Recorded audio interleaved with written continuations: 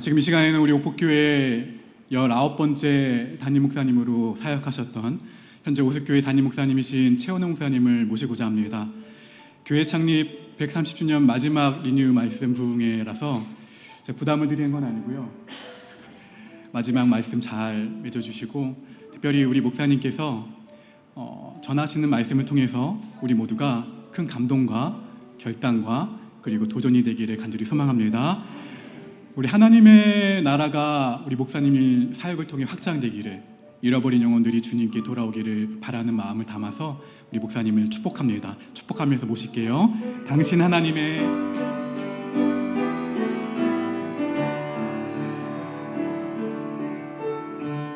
당신은 하나님의 언약 안에 있는 축복의 통로, 당신을 통하여서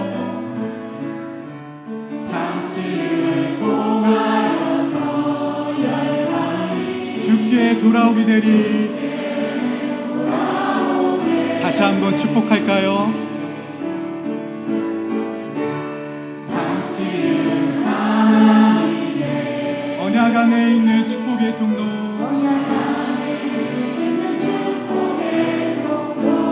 당신을 통하여서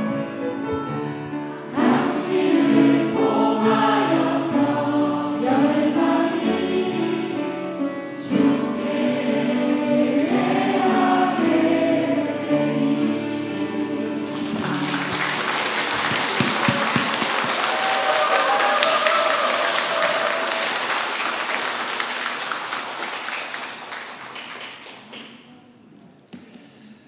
잘 계셨습니까?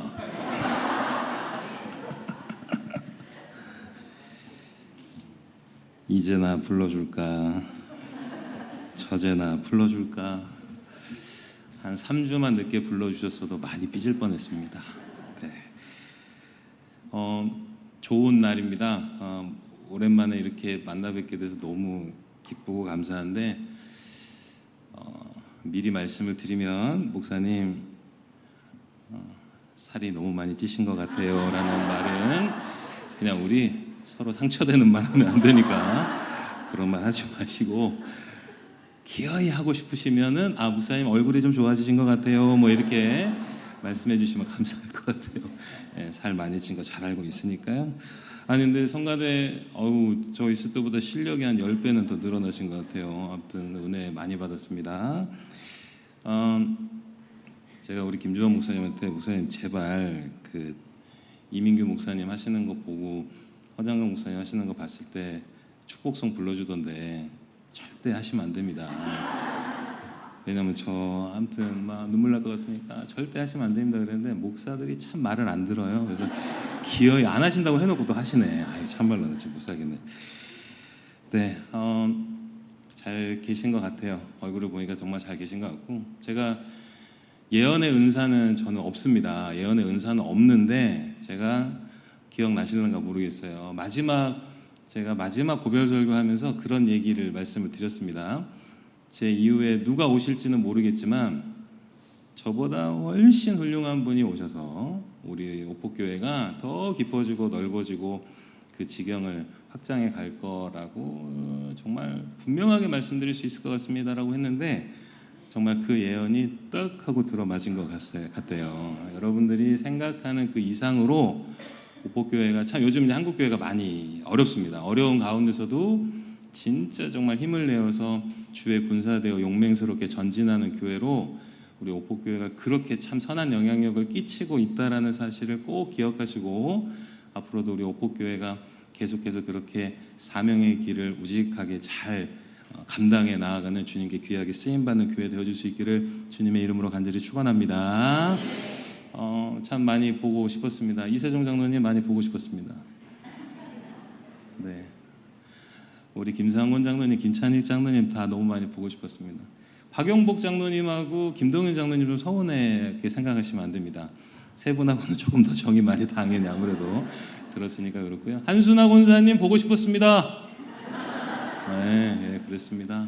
네, 우리 주원호 장로님, 또 이규환 장로님, 아침에 오는데 우리 이규환 장로님 가장 먼저 반겨주셔가지고 자연스럽게 포옹하면서 또 인사를 나눴는데 그냥 엊그저께 좀 뵌 것 같은데 금방 이렇게 한 3년이 지났습니다. 오늘 사실은 조금 일찍 왔습니다. 일찍 와가지고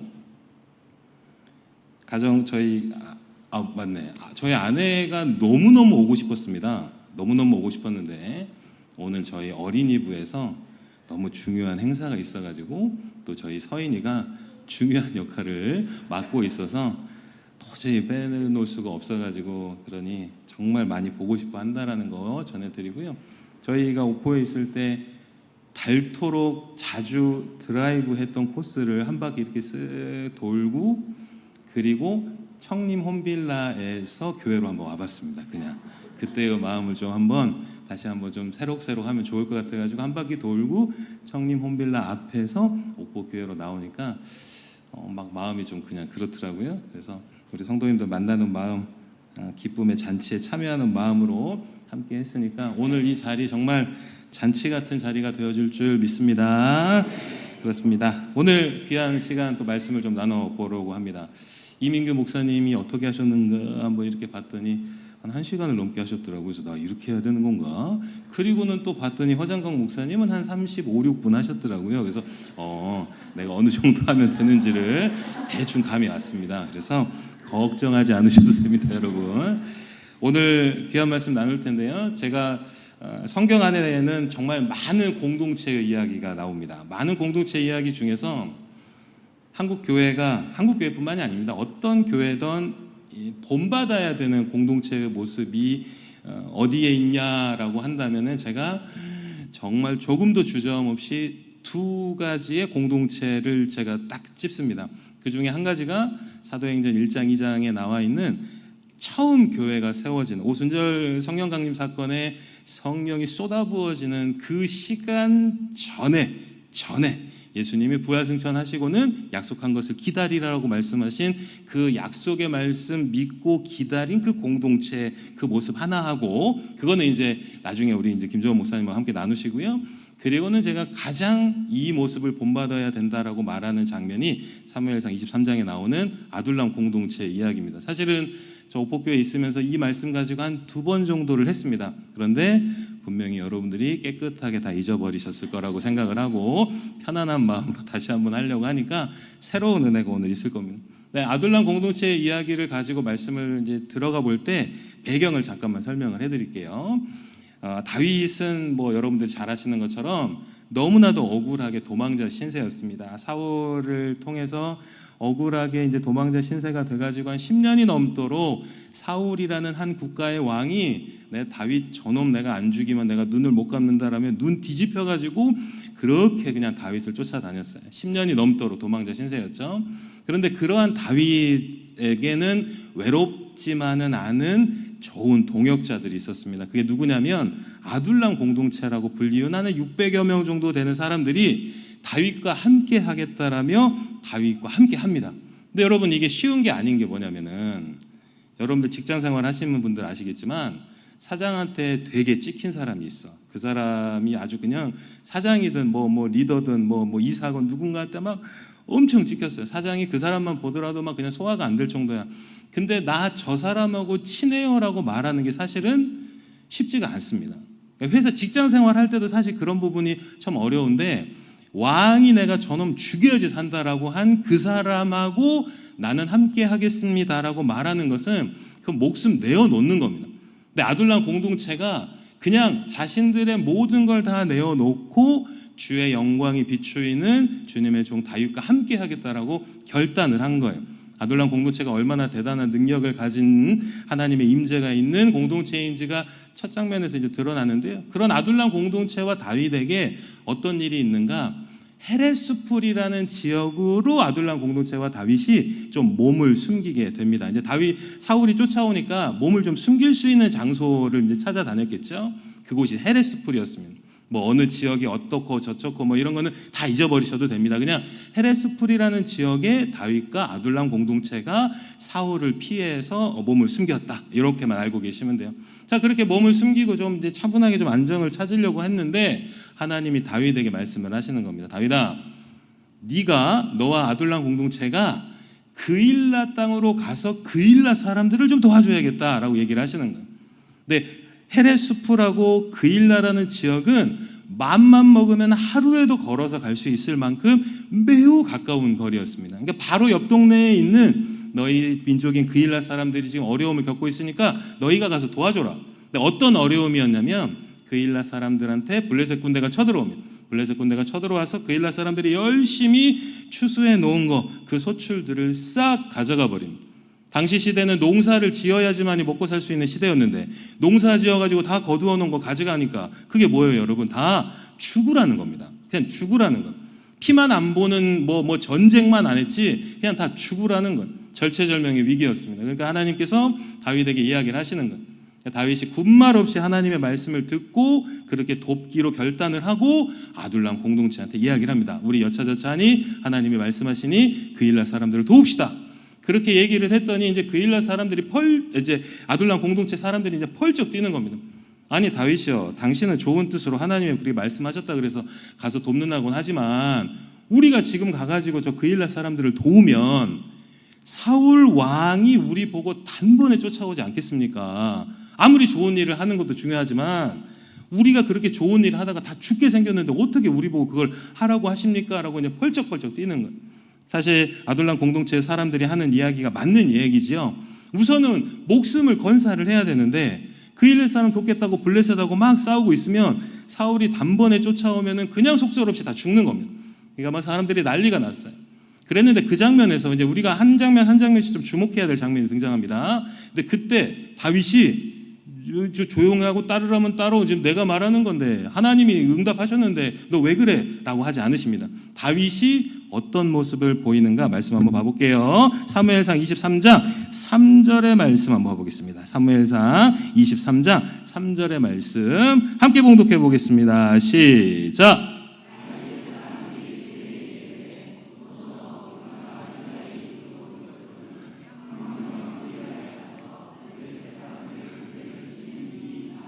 네, 사람들이 이제 펄쩍 뛰고 안 됩니다. 지금 무슨 말씀하시는 겁니까? 했더니 4절의 말씀에 이런 반응을 보입니다. 함께 봉독합니다. 시작.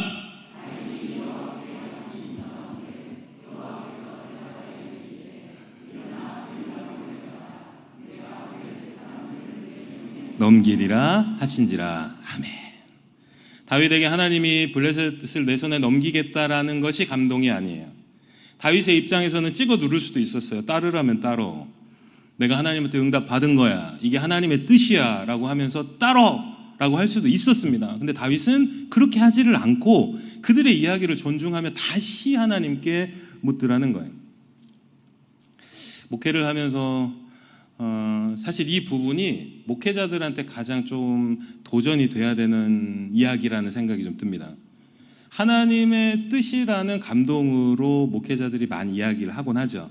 근데 정말로 그게 하나님의 뜻인가라는 더 많은 치열한 고민이 분명히 있어야 될 것 같다는 생각이 들었어요. 그러니까 저도 복교에서 목회를 하면서 뭐 우리 이세정 장로님, 김상곤 장로님, 뭐 김찬일 장로님 저 나름으로는 하나님의 뜻입니다라고 이야기했지만 과연 맞나? 그게 하나님의 뜻으로 얘기한 건가 아니면 그냥 내가 하고 싶은 거 얘기한 건가? 고민이 많이 지나놓고 나니까 더 되는 게 사실이에요. 분명히 다른 방법도 있었을 텐데 그런 것들을 너무 고집했던 건 아닌가라는 생각이 듭니다. 근데 이제 그런 부분들에 대해서 목회자만의 고민은 아닌 것 같고요. 우리가 어떤 이야기를 하고 결정을 할 때 또는 누군가의 말을 들을 때 하나님의 뜻이냐 아니냐를 정말 정확하게 분별하고 한번 나눠볼 수 있다면 정말 좋을 것 같은데 어떻게 하는 것이 하나님의 뜻인가? 사랑하는 여러분, 거기에 좀 실마리를 얻을 수 있고 힌트를 얻을 수 있는 인물이 바로 신약에 등장하는 사도 바울입니다. 사도 바울의 이야기를 잠깐만 좀 첨언을 해보면요, 바울은 우리 잘 아는 것처럼 모든 인류 가운데 가장 예수 닮은 삶을 살았고요, 모든 선교사들 가운데 가장 위대한 선교사라고 평가를 받는 게 바울입니다. 그러니까 세계 열방을 다니면서 복음을 전했고 열매를 가득가득 풍성하게 맺었습니다. 그러면 예수를 안 믿는 사람들은 그렇다 치더라도 예수를 믿는 이들이나 같은 동역자들은 야, 바울 선생님, 바울 선교사님 정말 잘하신다, 박수 쳐주고 응원해주고 중보해주고 해야 되는 게 너무 당연한 건데 참 그게 쉽지가 않아요. 잘하면 잘한다라고 칭찬해 주면 되는데 참 그게 쉽지가 않아요. 그때 당시도 그랬어요. 바울이 너무나도 잘하고 있으면 박수 쳐주고 잘한다고 해줘야 되는데 바울을 깎아내리는 사람들이 등장을 하는 거죠. 바울 무슨 사도도 아니야, 저거 별것도 아니야. 그러는 가운데 바울이 감옥에 가게 됩니다. 로마 감옥에 갇히게 돼. 그랬더니 같이 복음을 전하는 동역자가 감옥에 갔으면 어쩌면 좋냐며 더 기도하고 중보해야 하고 막 위로하고 막 힘을 주려고 그렇게 합심을 해도 부족할 판에 감옥에 갇혔더니 저거 뭐라고 하나님이 저거 별로 안 좋아하니까 저렇게 어려움을 겪는 거라며 같이 복음을 전하는 리더들이 바울을 그렇게 힐난하기 시작을 하는 거예요. 감옥 안에서 이제 바울이 그 얘기를 듣습니다. 어떤 사람이 와가지고 바울 선생님이 좀 이러고 저런다고 지금 이렇게 욕하고 힐난하고 있어요. 그렇게 이야기를 했을 때 바울이 빌립보서 1장의 말씀을 통해 그 사람에게 이런 반응을 보입니다. 빌립보서 1장의 말씀 우리 함께 한번 봐볼까요? 빌립보서 1장 15절에서 16절, 17절의 말씀까지 세 구절의 말씀 다 함께 봉독해 보도록 하겠습니다. 시작! 어떤 이들은 투기와 분쟁으로 어떤 이들은 착한 뜻으로 그리스도를 전파하나니 이들은 내가 복음을 변증하기 위하여 세우심을 받은 줄 알고 사랑으로 하나 그들은 나의 매임에 괴로움을 더하게 할 줄로 생각하여 순수하지 못하게 다툼으로 그리스도를 전파하느라. 중요합니다. 18절의 말씀 함께 봉독합니다. 시작! 그러면 무엇이냐? 거칠애로 하나 참으로 하나 무슨 방도로 하든지 전파되는 것은 그리스도니 이로써 나는 기뻐하고 또한 기뻐하리라. 아멘.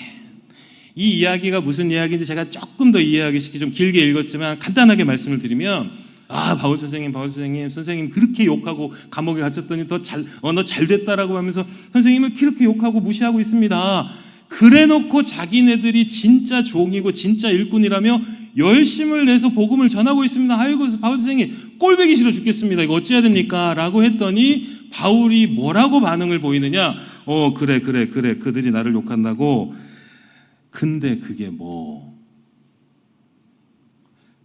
아니 선생님 지금 선생님 복음 전하다가 감옥에 갇혀 있는데 위로하고 기도는 못 해줄 망정 바울 꼴 좋다라고 하면서 자기네들이 진짜 주님께 쓰임받는 일꾼이라며 더 열심을 내서 복음 전하고 있는데 그 모습 보면 화나지 않으십니까? 라고 했더니 다시 바울이 얘기합니다. 그래 알았어 나 욕하는 거 알았어. 근데 그게 뭐? 야 그들이 나를 욕하건 나를 무시하건 그게 뭔 상관이냐? 그들이 지금 예수 전하고 있는데 그들이 복음 전하고 예수 전하면 되지 그들이 나를 욕하고 조롱하고 무시하는 게 무슨 상관이야?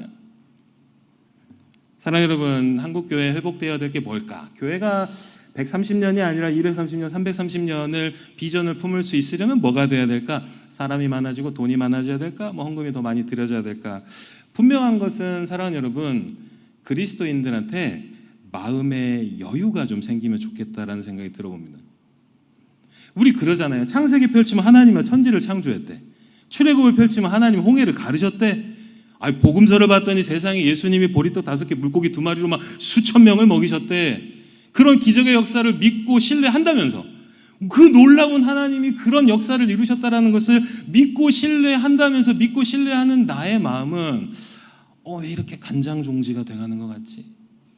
내 뜻대로 뭔가 안 되면 내 생각대로 뭐가 안 되면 저 사람이 나의 마음과 하나가 되어지지 않으면 왜 이렇게 내 마음은 계달의 장막처럼 거칠어지는 거지? 한번 질문을 던져봐야 돼요. 여러분 우리는 믿지 않는 사람들에게 당당하게 가서 얘기할 수 있습니다. 믿지 않는 사람들이 이렇게 얘기할 수 있어요. 야 성경에 홍해가 갈라지고 천지가 창조됐다고 기적은 그렇게 많이 나오고 죽은 자가 살아난다라고 그렇게 기적이 얘기하게 많이 나오는데 네가 한번 보여봐라. 뭐가 그렇게 예수가 잘났으면 하나님이 잘났으면 네가 한번 보여봐라라고 그렇게 우리에게 따질 때 우리는 한번 이렇게 얘기해 볼 수 있어야 돼요. 맞아. 지금 당신 눈앞에서 나는 홍해를 가를 수는 없어.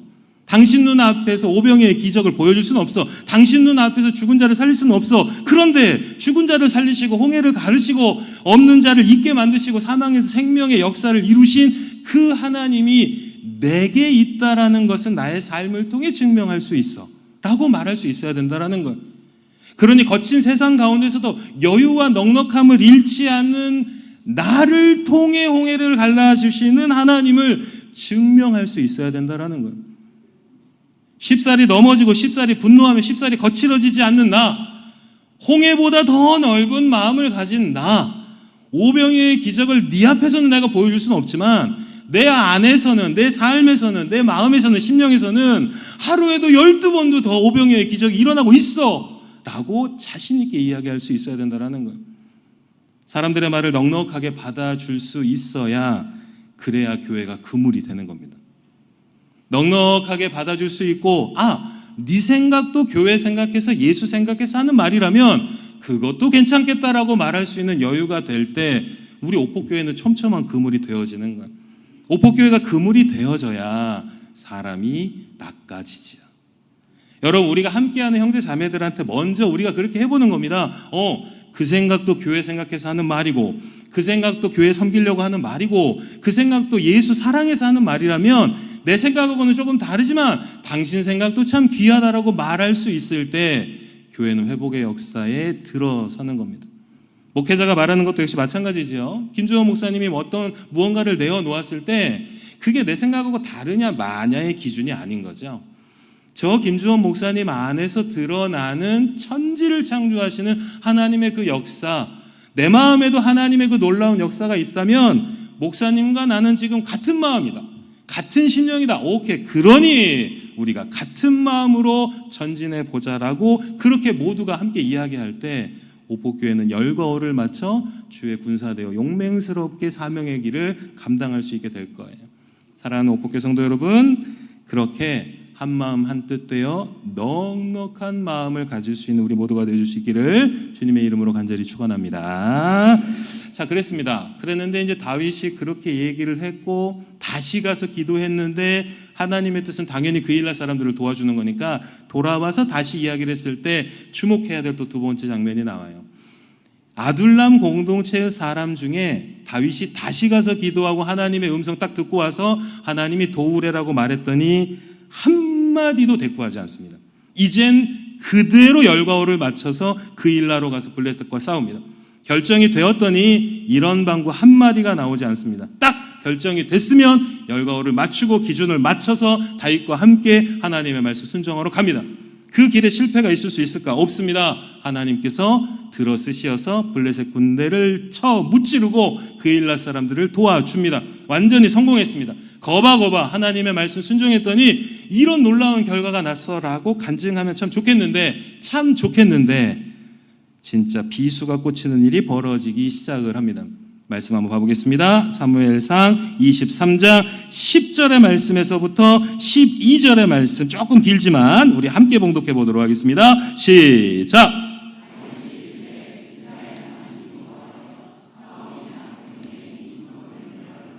그 일나로 내려오기를 꾀한다 함을 주의 종이 분명히 들었나이다. 그 일나 사람들이 나를 그의 손에 넘기겠나이까? 주의 종이 들은 대로 사울이 내려오겠나이까? 이스라엘의 하나님 여호와여, 원하건대 주의 종에게 일러주옵소서 하니 여호와께서 이르시되 그가 내려오리라 하신지라. 다윗이 이르되 그 일날 사람들이 나와 내 사람들을 사울의 손에 넘기겠나이까 하니 여호와께서 이르시되 그들이 너를 넘기리라 하신지라.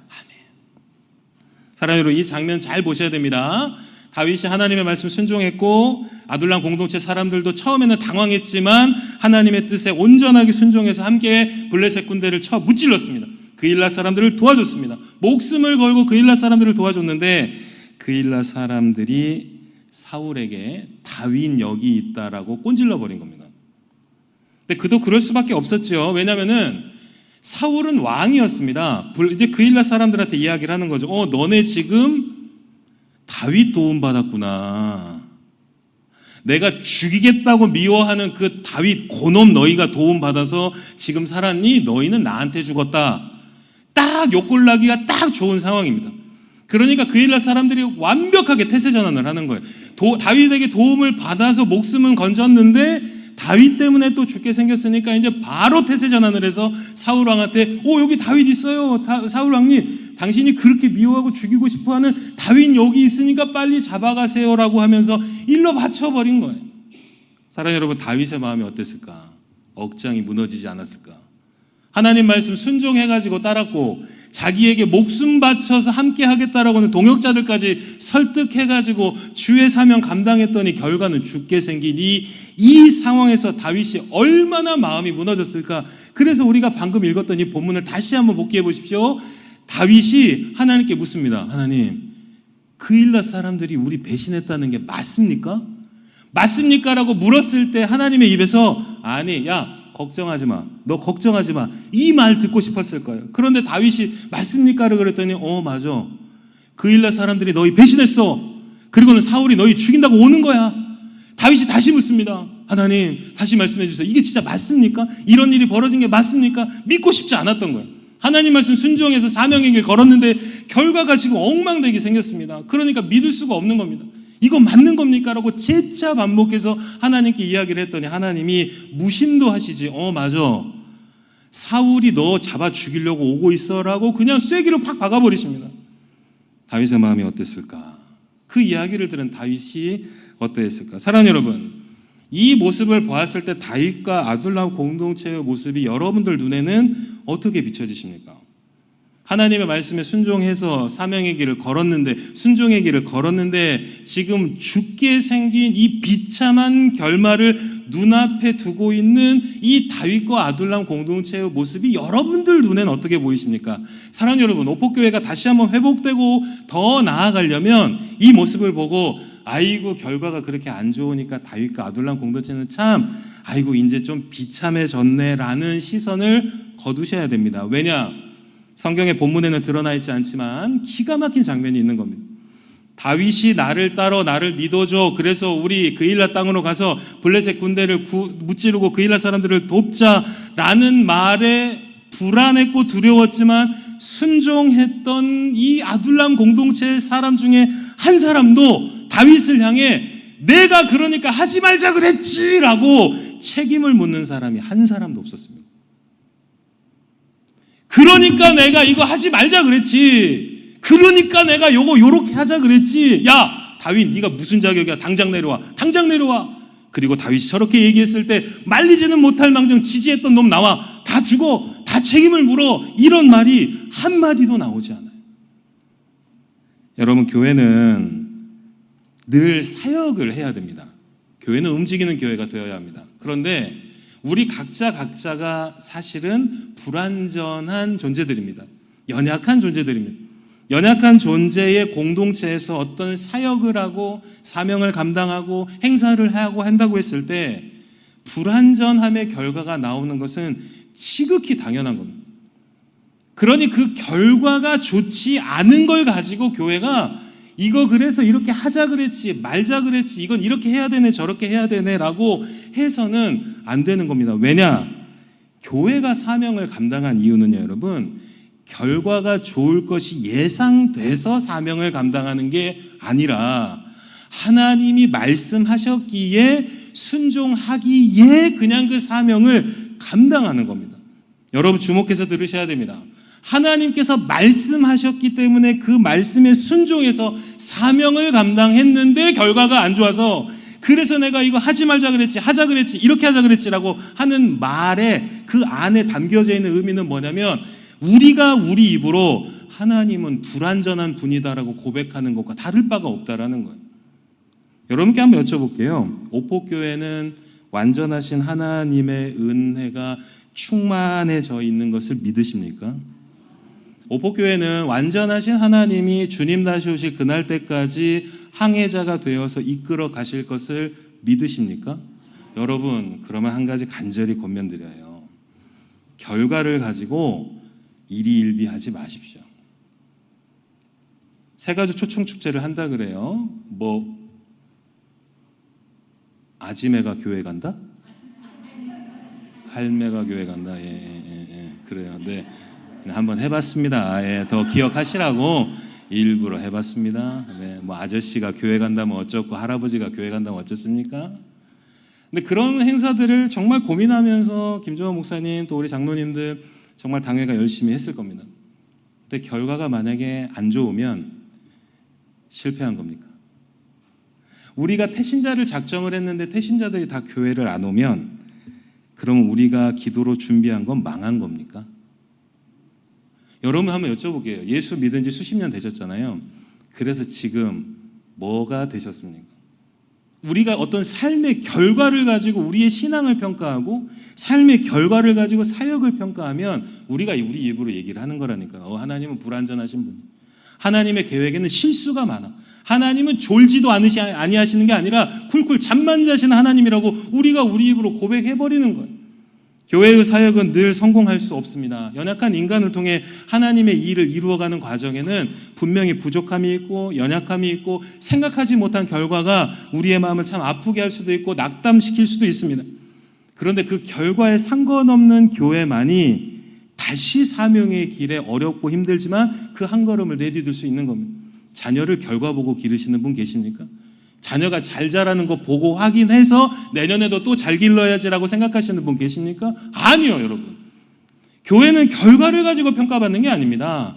교회는 그냥 우직하게 주님이 가라 명하셨으니까 한 걸음 한 걸음 내딛는 겁니다.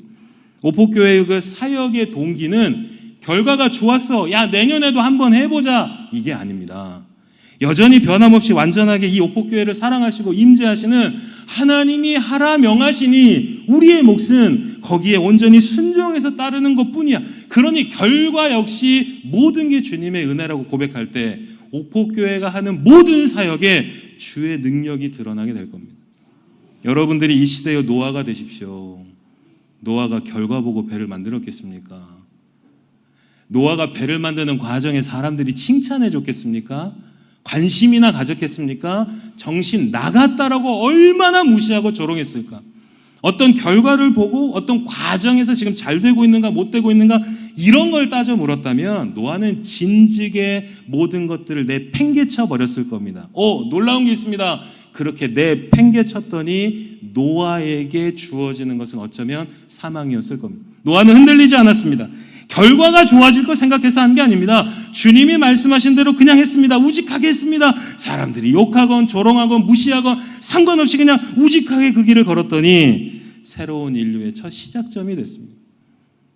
한국교회 힘들다라고 난리법석입니다. 저는 간절히 권면하는 건, 축복하는 건 우리 오포교회를 통하여서 주변에 있는 많은 이들이 새로운 소망을 발견할 수 있는 그런 교회가 되기를 간절히 축원합니다. 여러분들을 통해 소망이 나와야 됩니다. 근데 그 소망은 절대로 결과를 가지고 보여주는 게 아닙니다.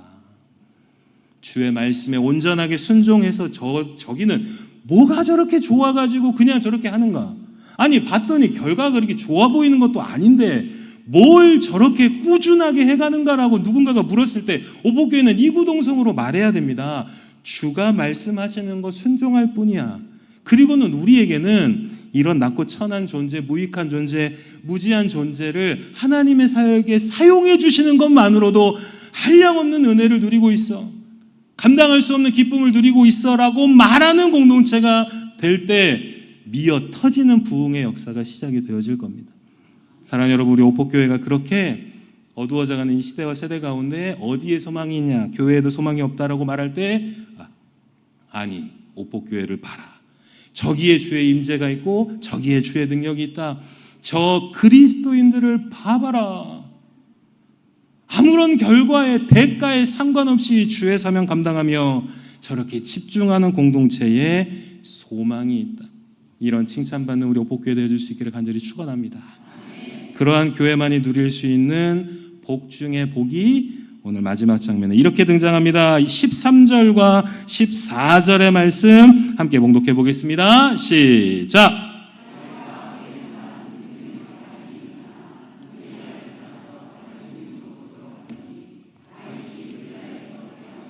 어떤 사람이 사울에게 말하매 사울이 가기를 그치니라. 다윗이 광야의 요새에도 있었고 또 십광야 산골에도 머물렀으므로 사울이 매일 찾되 하나님이 그를 그의 손에 넘기지 아니하시니라. 아멘. 사랑하는 여러분, 그냥 우직하게 순종의 길 걸어가며 결과에 상관없이 주의 사명 감당하겠다라고 하는 교회가 누릴 수 있는 최고의 은혜는 뭐냐면 그 교회 안에 죄악의 역사가 틈하지 못합니다. 열심히 해도 부흥 안 될 수 있습니다. 열심히 해도 사람 안 올 수 있습니다. 열심히 했는데도 재정이 줄 수 있습니다. 그런데 그 교회에 거룩의 능력이 있다면 그 교회는 언제든지 회복되어지고 하나님께 기쁨이 되어지는 공동체가 될 겁니다. 큰 교회든 작은 교회든 교회가 무너지는 건 사랑하는 여러분, 죄악의 역사가 틈하면서 시작이 되는 게 무너짐의 시작입니다. 하나님께서 막아주시고 보호해 주신다는 것은 다 잘되게 해줄게, 사업하는 거 뭐냐 다 대박나게 해줄게가 아닙니다. 이 공동체가 작건 크건 상관없이 그 공동체 안에 거룩의 역사가 있게 지켜주시고 보호해 주시겠다라는 겁니다. 거룩의 역사가 있는 공동체에 어떤 능력입니까? 예배의 은혜를 받습니다. 말씀의 은혜를 받고요, 교제함 가운데 막 사랑을 느낍니다. 서로를 그냥 보면서 이 힘겨운 시간 가운데 우리가 함께 동역하고 함께 믿음의 길을 걷는, 우리는 동역자야 동반자야 라는 그 마음으로 교회를 다니는데 그 교회의 능력이 안 나타날 수 있겠습니까? 세상살이 정말 지친 이들이 참 많습니다. 기댈 곳 찾는 이들이 참 많습니다. 그때 사랑하는 여러분, 죄악의 역사는 싹 거두어지고 오직 성령의 뜨거운 역사, 따뜻한 역사, 위로의 역사로만 충만해진 이 옥포교회가 옥포라는 지역에 기댈 곳이 되어주는, 위로가 되어주고 축복이 되어주는 그런 교회 공동체가 되어줄 수 있기를 주님의 이름으로 간절히 축원합니다. 마지막으로 우리 말씀 나누면서 마치도록 하겠습니다. 고린도전서 15장 58절의 말씀입니다. 고린도전서 15장 58절 마음에 새기면서 함께 봉독해 보겠습니다. 시작!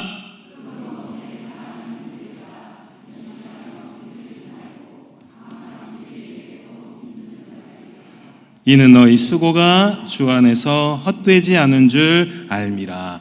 아멘. 사랑하는 여러분, 결과는 우리 몫이 아닙니다. 눈물로 씨를 뿌리는 자는 그 씨가 잘 자라가지고 소출을 거둘 거다라고 예상하지 않습니다. 예상할 수 없습니다. 그냥 눈물로 씨를 뿌리는 겁니다. 이 씨가 어떻게 될지 나는 모르겠습니다. 그런데 주님, 내 아버지 하나님이여, 내게 주어진 몫은 씨를 뿌리는 거라면 아무리 퍽퍽하고 힘들어도 씨를 뿌리겠습니다. 그 말씀이 바로 눈물로 씨를 뿌리는 자의 말씀입니다. 옥포교회는 늘 이 지역에 씨를 뿌려야 됩니다. 눈물 나는 일 많을 겁니다. 이렇게 하는 게 맞냐라고 그렇게 그냥 회한 섞인 생각이 들 때가 많을 겁니다. 여러분, 흔들리지 마십시오. 견실하게 서가십시오. 지금 옥포교회가 걷는 걸음걸음은 하나님께서 인정하시고 보증하시는 걸음을 지금 옥포교회는 걷고 있습니다. 여러분, 분명하게 의심하지 마시고 이 사명을 감당하기 위해서 온 성도가 함께 찬양하고 힘을 얻어서 다시 한번 세상 땅끝까지 나아가려고 발버둥치는 이 모습을 여러분들이 하나님이라면 기뻐하지 아니하시겠습니까? 절대 지치지 마시고 결과 가운데 흔들리지 마시고 끝까지 복음의 씨를 뿌려주시는, 그리하여 지친 교회가, 지친 성도들이 옥포교회를 보고 다시 새 힘을 얻는 축복의 통로와도 같은 교회, 우리 옥포교회 되어줄 수 있기를 주님의 이름으로 간절히 축원합니다. 기도하겠습니다. 주님 감사합니다. 130년이라는 가늠조차 할 수 없는 길고 긴 세월 동안 우리의 힘과 능이 아닌 전적인 주의 은혜로 우리 옥포교회를 이끌어주시니 주님 감사하고 또 감사합니다. 주님, 이 시대 우리가 어디로 나아가야 될까? 하나님께서 우리에게 물으실 때 이 어려운 세상 가운데 우리 옥포교회가 주님, 우리가 이 세상의 희망이 되고 소망이 되겠습니다. 지쳐버린 인생들 가운데 기댈 곳 없어서 힘겨워하고 있는 이들에게 여기에 생명이 있고 여기에 진리가 있다라고 알려줄 수 있는 교회 되겠습니다라고 부르짖을 때 이 귀한 교회 주의 임재 함께하여 주시어서 간절히 바라옵기는 지치지 아니할 수 있도록 옥포교회 믿음 더하여 주시옵소서. 주의 사명 감당하는 공동체에 실패가 없음을 믿음으로 전진하게 하여 주시고 흔들리지 아니하고 주님 다시 오실 그날 때까지 결과에 휘둘리는 것이 아니라 사명을 감당하기 위해 주 십자가만 바라보는 믿음의 시선 허락하여 주시옵소서. 감사드리며 예수님 이름으로 기도합니다. 아멘. 나를 부르심에 후회하심이 없으심을 믿고 우리 함께 주여 예수로 충만하게 하옵소서 고백하는 가운데 우리 함께 잘 일어나실까요? 일어나셔서 함께 이 찬양으로 하나님께 예배하며 나아갑시다. 고백합시다. 다시 한번 영원하와 내 안에 살아 계시네.